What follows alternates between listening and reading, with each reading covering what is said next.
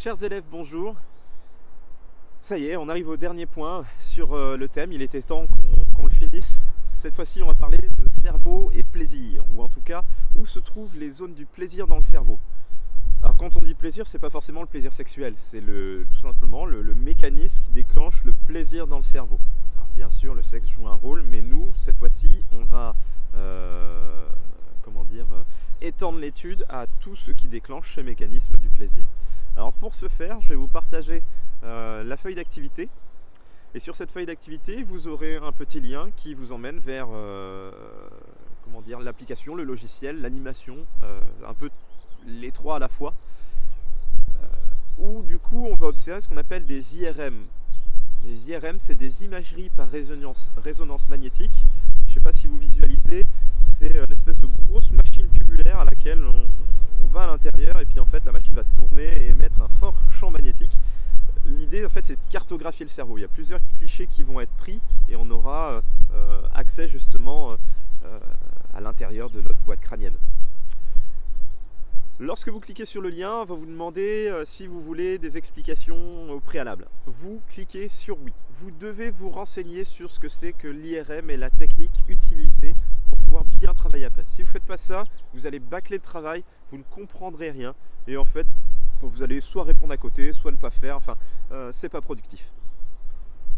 Vous regardez les explications, c'est très bien expliqué, pas à pas, c'est pas compliqué, c'est même des fois on va dire vulgarisé, à la limite de l'acceptable parce qu'on s'éloigne de la réalité, mais bon, on s'adapte par rapport aux besoins du lycée.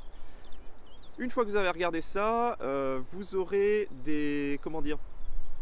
le choix des conditions de test et des conditions de témoin. Normalement vous êtes en mode lycée, vous regardez sinon en haut à droite. Si vous êtes en mode lycée ou collège, c'est programmé pour que ce soit en mode lycée normalement.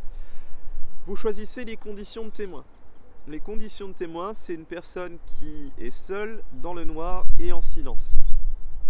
Et les conditions de test, vous en avez 4, elles sont décrites dans la feuille d'activité. Alors j'ai pris des notes, j'ai mon petit papier.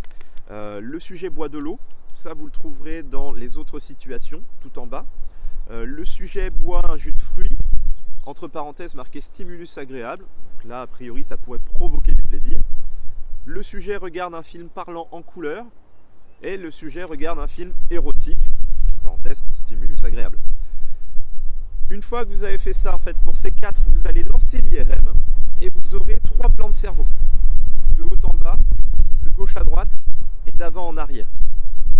Ces différents plans, vous les balayez et vous allez voir en fait des zones pointées en rouge ou en bleu et des zones totalement grises. À quoi correspondent ces zones? On vous dit en fait que ça va être la soustraction sur le patient des zones activées par rapport au stimuli test par rapport aux zones témoins. Et le résultat de cette soustraction, c'est les zones qui apparaissent. Donc on a des zones qui sont stimulées normalement en conditions témoins, on a des zones qui sont stimulées dans les conditions de test, les mêmes zones stimulées s'annulent, ne reste plus que les zones stimulées uniquement en fait dans les conditions de test. Et si les conditions de test provoquent un stimulus, on va dire agréable et donc fait référence au plaisir, vous regardez où se situent les zones du plaisir et en fait vous trouvez la solution. Alors j'attends pas d'anatomie détaillée, d'accord? Vous me dites si les zones du plaisir se trouvent plus devant, derrière, en haut, au milieu, je ne sais pas, mais elles se trouvent dans le cerveau.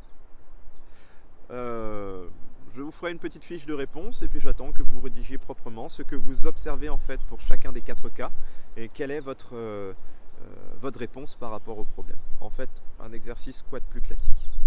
Si vous avez des questions, vous n'hésitez pas à m'envoyer un mail ou alors vous me prévenez sur Classroom. J'essaierai d'être le plus réactif possible.